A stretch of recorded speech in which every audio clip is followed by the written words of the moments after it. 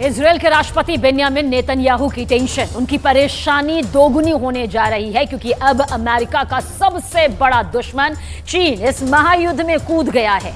Israel हार जाए इसके लिए चीन ने एक बहुत ही बड़ा कदम उठाया। ये ऐसा कदम है जिसके आगे अमेरिका भी मजबूर नजर आने लगा है।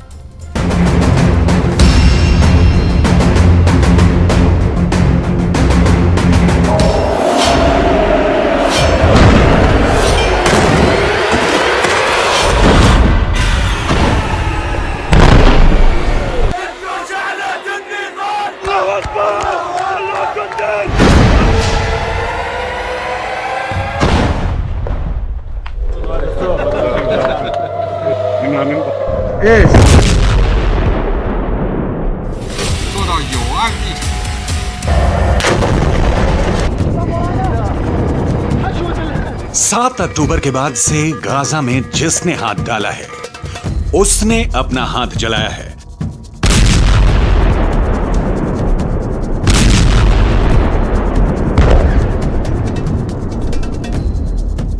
गाजा जलता हुआ कुआं बन चुका है।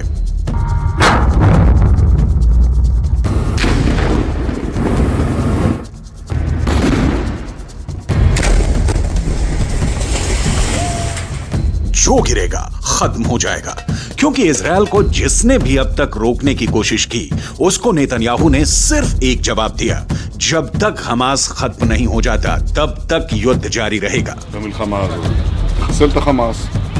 बंधकों को छोड़ाने के लिए सीज फायर तो कर दिया गया। गाजा और वेस्ट बैंक से बंधकों और कैदियों को छोड़ाने की तस्वीरें भी आईं, जश्न भी खूब मनाया गया। लेकिन आगे क्या होगा? अब तक इजरायल के सामने ईरान फेल हो चुका है। इजरायल को डराने में हमास से लेकर हिजबुल्लाह और यमन के हूथी भी नाकाम रहे हैं। सऊदी अरब और बाकी अरब देशों की जुबान पर भी ताला लगा है, यानी अरब देश भी पूरी तरह फेल हैं। इजरायल के खिलाफ पुतिन भी खुलकर सामने नहीं आए, यानी रूस भी फेल हो गया। इजरायल अब अमेरिका के बस में भी नहीं है, इसलिए बाइडन भी पूरी तरह से फेल हैं।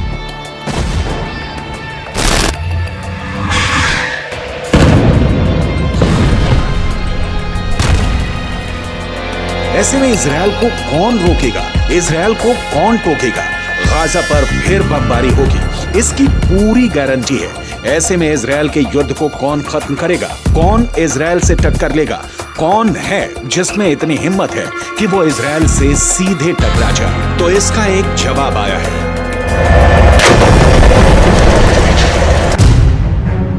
चीन ने बोला है कि वो गाजा का फैसला करेगा। चीन बोला है कि वो इजरायल को रोकेगा। चीन बोला है कि वो फिलिस्तीन का ख्वाब पूरा करना चाहता है। इसलिए चीन ने अब संयुक्त राष्ट्र सुरक्षा परिषद की बैठक बुलाई है और इसमें वो गाजा से लेकर हमास और इजरायल से लेकर नेतन्याहू तक सबका हिसाब करना चाहता है। 中国作为联合国安理会本月轮值主席国，将于11月29日举行安理会巴以问题高级别会议。中共中央政治局委员、外交部长王毅将赴纽约主持安理会会议。 चीन दावा कर रहा है कि वो अब हमास और इजरायल के बीच पावर ब्रोकर बनेगा। चीन दावा कर रहा है कि वो इस युद्ध को हमेशा के लिए खत्म करेगा। चीन ऐसा पहले सऊदी अरब और ईरान के साथ कर चुका है। चीन अब यही फैसला फिलिस्तीन और इजरायल के बीच करना चाहता है। शी जिनपिंग बिग बॉस बनना चाहते हैं। शी जिनपिंग अमेरिका को दिखाना चाहते हैं कि दुनिया में उसका बल्ब फ्यूज हो चुका है। अब चीन की लाइट जलेगी और इससे रोशन होगा पश्चिम एशिया का सबसे खतरनाक वॉर जोन, यानी गाजा और इजरायल। लेकिन क्या ये इतना आसान है? क्या चीन का ऑर्डर इजरायल में चलेगा? क्या चीन को वो नेतन्याहू बर्दाश्त करेंगे जो अमेरिका को भी एहसास दिलाते हैं कि इजरायल और यहूदी वोट बैंक के आगे उनकी हैसियत कुछ नहीं? वो हमास को खत्म करने तक बिल्कुल नहीं रोकेंगे। हमास की मौत 100% पक्की है, ये नेतन्याहू की गारंटी है। אבל באותה נשימה אמרתי גם לנשיא שבגמר המתווה אנחנו חוזרים בכל העוצמה לממש את היעדים שלנו, חיסול החמאס, להבטיח שעזה לא תחזור להיות מה שהיא הייתה, וכמובן שחרור כל חטופינו.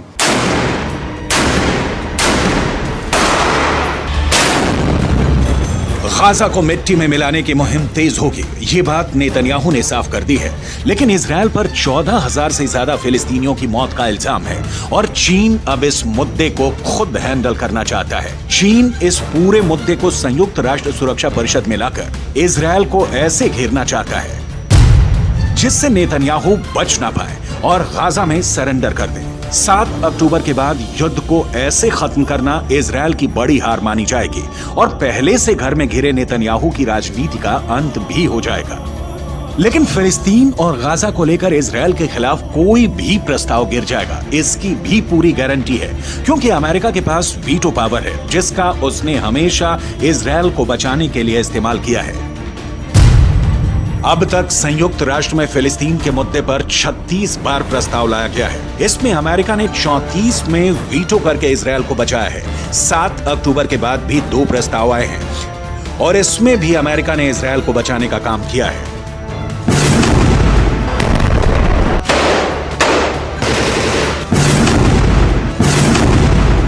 अब गाजा में इजरायल को रोकने के लिए चीन ने सुरक्षा परिषद में बड़ी तैयारी की है, लेकिन नेतन्याहू ने गाजा पहुंचकर इसका पहले ही जवाब दे दिया है कि उनको डराने में कोई कामयाब नहीं हो पाएगा। צהריים הלוחמים הגיבורים שלנו. אנחנו עושים כל מאמץ להחזיר את חטופינו ובסופו של דבר נחזיר את כולם. יש לנו 3 יעדים במלחמה הזאת. לחסל את החמאס, להחזיר את כל חטופינו ולהבטיח שעזה לא תחזור להיות איום למדינת ישראל. ואני פה להגיד לחברים כאן, ללוחמים כאן, שאומרים לי את אותם הדברים, ואני חוזר ואומר את זה לכם, אזרחי ישראל. אנחנו ממשיכים עד הסוף, עד הניצחון. שום דבר לא יעצור אותנו.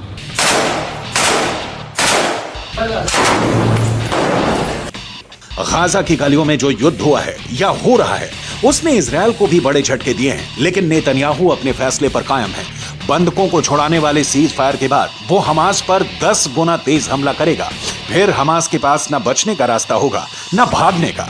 गाजा की गलियों में युद्ध के दौरान हमास ने भी बड़े बड़े दावे किए हैं।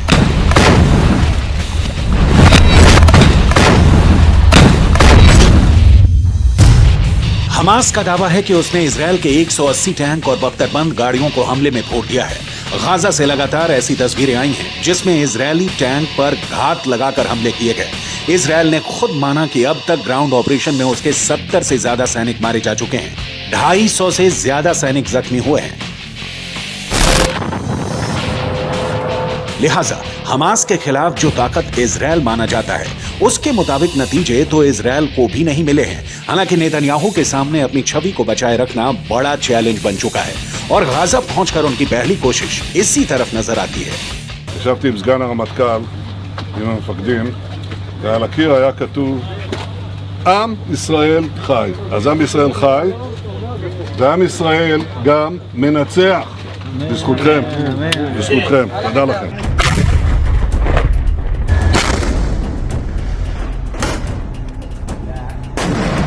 इजरायल का ग्राउंड ऑपरेशन बता रहा है कि अब उसने गाजा को 2 हिस्सों में बांट दिया है, या कहें कि गाजा को 2 हिस्सों में काट दिया है।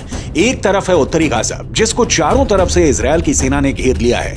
अंदर बहुत ही खतरनाक युद्ध पूरी दुनिया ने देखा है। तो दूसरी तरफ है दक्षिणी गाजा। इजरायल की कोशिश है कि उत्तरी गाजा में हमास के पूरे कैडर को खत्म कर दिया जाए। चीन ऐसा नहीं चाहेगा क्योंकि चीन तो हमास का पूरा समर्थन करता है।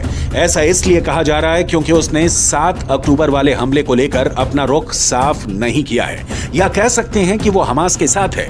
सवाल इजरायल से है कि सीज फायर से पहले 50 दिन के युद्ध को लेकर वो कहां पास हुआ है और कहां फेल। 7 अक्टूबर को हुए हमले के बाद हमास के खिलाफ जंग में इजरायल के 2 मकसद थे। पहला, हमास के पास से करीब 250 बंधकों को आजाद कराना, जिसके लिए इजरायल को सीज फायर करना पड़ा, यानी उसका युद्ध और बमबारी काम नहीं आई, वो फेल हो गए।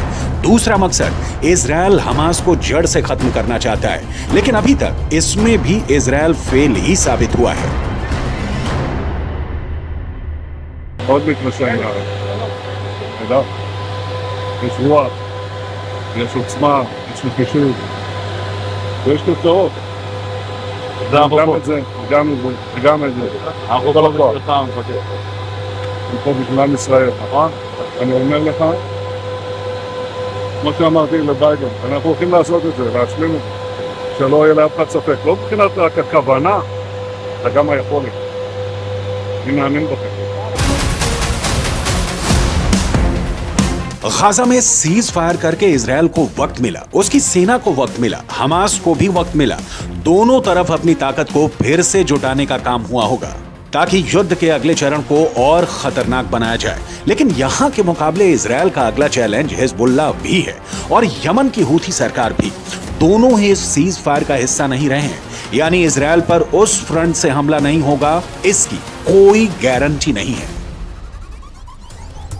गाजा से दूर एक और खबर जिसने पूरी दुनिया को चौंका दिया। सीज फायर से पहले जब इजरायल गाजा पर हजारों टन बॉम्ब बरसा रहा था, तब पुतिन ने यूक्रेन के महायुद्ध को लेकर एक ऐसा फैसला किया जिसने जो बाइडेन को परेशान कर दिया। दरअसल बताया यह जा रहा है कि यूक्रेन में ऐसी सेना उतर चुकी है जो हमास से भी ज्यादा खतरनाक और खौफनाक है।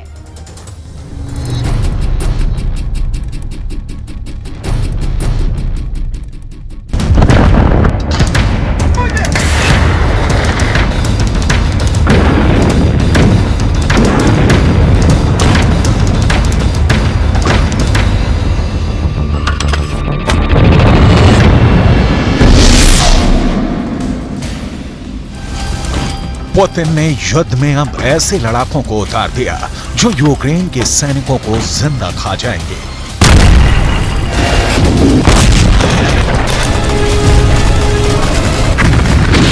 पुतिन ने युद्ध में ऐसे सैनिकों को उतार दिया है जिसे देखकर ज़ेलेंस्की के सैनिक खौफ में भर गए हैं।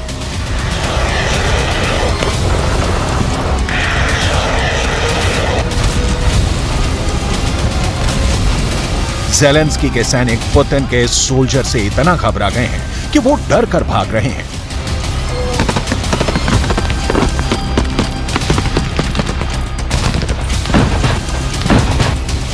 यूक्रेन के सैनिकों को समझ में नहीं आ रहा कि गोली बारूद को तो चकमा दे दें, लेकिन उससे कैसे बचें जो उन्हें जिंदा खाने को बेताब है।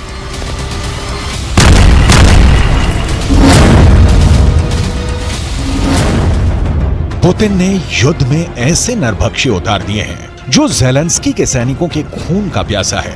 इंसानों को मार कर खा जाना उसकी आदत है। वो पुतिन का बहुत वफादार है। उनके हर निशाने, हर हुक्म, हर आदेश पर वो ना सिर्फ जान कुर्बान कर सकता है बल्कि दुश्मन को कच्चा चबाकर खा सकता है। इसकी दरिंदगी से पुतिन इतने खुश हैं कि उन्होंने इस नरभक्षी को बहुत बड़ा इनाम देने का ऐलान किया है। कौन है ये नरभक्षी जिस पर पुतिन को इतना भरोसा है कि वो है तो रूस ये जंग हर हाल में जीतेगा। पुतिन के इस फौज के रहते ज़ेलेंस्की की हार तय है। इस नरभक्षी के कारनामों को देखने के बाद पुतिन अब आक्रामक हो गए हैं। पुतिन के इरादे और खतरनाक हो गए हैं। पुतिन के निशाने पर ज़ेलेंस्की का घर है। 1.5 साल से भी ज्यादा वक्त से चल रहे इस युद्ध को पुतिन अब जल्द खत्म करना चाहते हैं, वो भी अपने तरीके से। पुतिन को जीत चाहिए, वो भी हर कीमत पर। पुतिन को यूक्रेन के सैनिकों की हार देखनी है, वो भी हर हाल में। इसके लिए पुतिन ने जेल में बंद खूंखार कैदियों और नरभक्षी तक को युद्ध में धकेल दिया। ऐसे कैदी जिन पर बहुत गंभीर आरोप हैं। पुतिन अब उन सैनिकों की सजा भी कम कर रहे हैं जिन्होंने युद्ध लड़ा और पुतिन के मकसद को पूरा करने के लिए पूरा जोर लगा दिया।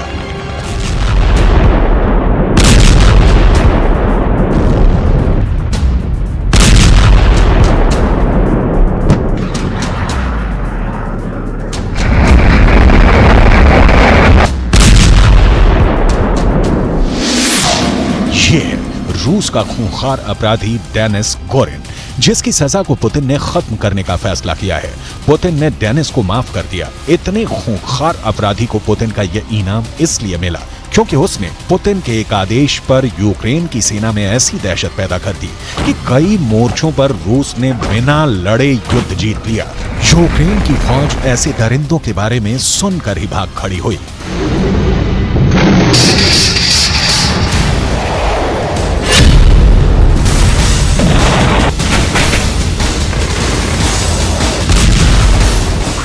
डेनिस गोरिन दरिंदा है, ये पुतिन को भी मालूम है। डेनिस गोरिन इंसानों को कच्चा खा जाता है, ये भी उनके कमांडरों को मालूम है। डेनिस गोरिन इंसान के मरने से पहले उसे खाना शुरू कर देता है।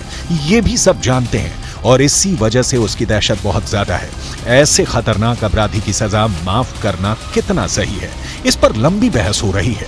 लेकिन फिलहाल तो पुतिन को सिर्फ यूक्रेन चाहिए, चाहे वो डेनिस गोरिन गोली चलाकर उन्हें दे या फिर ज़ेलेंस्की की फौज को जिंदा खाकर उनका मोर्चा साफ कर दे। पुतिन की सेना में डेनिस की तरह कई अपराधियों को शामिल किया गया और अब इसका नतीजा सामने है।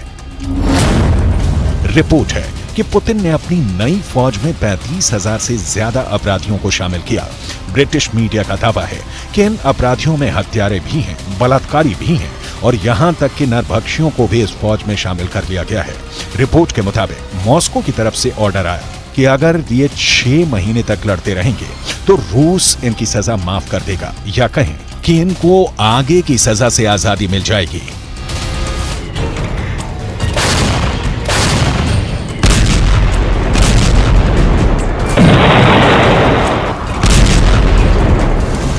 डेनिस गोरिन भी यूक्रेन के खिलाफ जंग में लड़ा और घायल हो गया। फिलहाल उसका इलाज चल रहा है और अब पुतिन ने डेनिस गोरिन के युद्ध से खुश होकर उसकी सजा को माफ करने का फैसला किया है।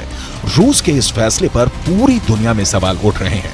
खुद रूस के लोगों में इसको लेकर बहस हो रही है कि क्या ऐसे खूंखार अपराधी की सजा को माफ किया जा सकता है और इससे समाज में क्या संदेश जाएगा।